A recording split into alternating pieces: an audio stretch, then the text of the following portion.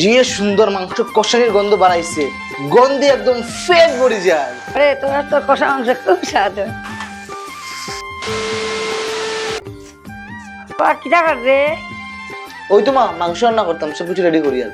বাবা মাংস টাইনটা কষা বানাস না, তোর মাংস কষা দিয়ে স্বাদ হয়। ঠিক আছে মা, তুমি টিভি দেখো, আমি তোমার পছন্দ মতো কষা মাংস বানাইয়া তোমার ডাক দিয়া। আচ্ছা বাবা, তুই স্বাদ করি বানাইয়া আমার ডাক দি।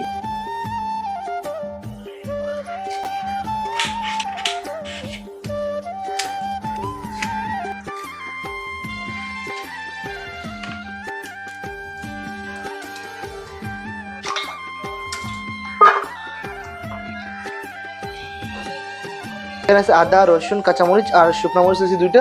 এটা এখন ভালোটিকে পেস্ট করে দিন। আদা, রসুন, কাঁচামরিচ, শুকনো মরিচ পেস্ট করা হয়ে গেছে আমার। এখন পেস্টটারে কুচি কুচি করে ভাজা করে নিন। কড়াইটা গরম হয়ে গেছে, দিলাইয়ার পরিমাণ মতো সরষের তেল। বাস দিবার দিকে লইছি শুকনো মরিচ একটা, গোটা জিরা, লং, এলাচি, দারচিনি, গোলমরিচ। এখন সম্বাসটা দিলাই ফুরন। এই পেঁয়াজটি পরে সাতলানের সময় দিব, ওনাকে দিয়ে রাখবো। আদা, রসুন, কাঁচামরিচ, শুকনো মরিচ পেস্ট, হলুদ, স্পাইসের লেগে মরিচের গুঁড়া, স্বাদের লেগে জিরার গুঁড়া, একটু সুগন্ধের লেগে ধনিয়ার গুঁড়া। মশলাটারে ভালো টিকে ভাজা করবো এখন, যাতে মশলা থেকে কাঁচা গন্ধটা যায় গিয়া। মাংসটা ছাড়ি দিয়ে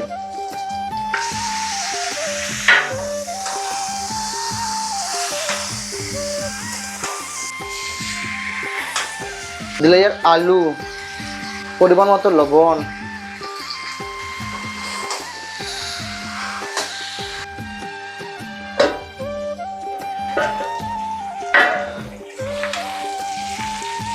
কষানি হয়ে গেছে বন্ধুরা। যে সুন্দর মাংস কষানির গন্ধ বাড়াইছে, গন্ধে একদম ফেট ভরে যায়। আচ্ছা পেস্টটি আসলে ওটা দিলে গরম জল করে রাখছিলাম মাংসের মধ্যে, ওখানে আমি গরম জল দিলে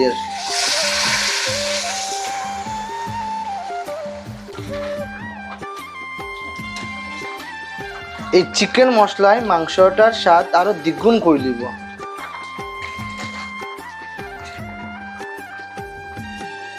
মাংস রান্না হয়ে গেছে আমার, এখন মারে টেস্ট করে দেখুন রান্নাটা কিরকম হয়েছে। মায়ের রিভিউ দিবা। মা, মাংসটা কিরকম হয়েছে মা? খুব স্বাদ হয়েছে বাবা রে, তোর কষা মাংস খুব স্বাদ হয়।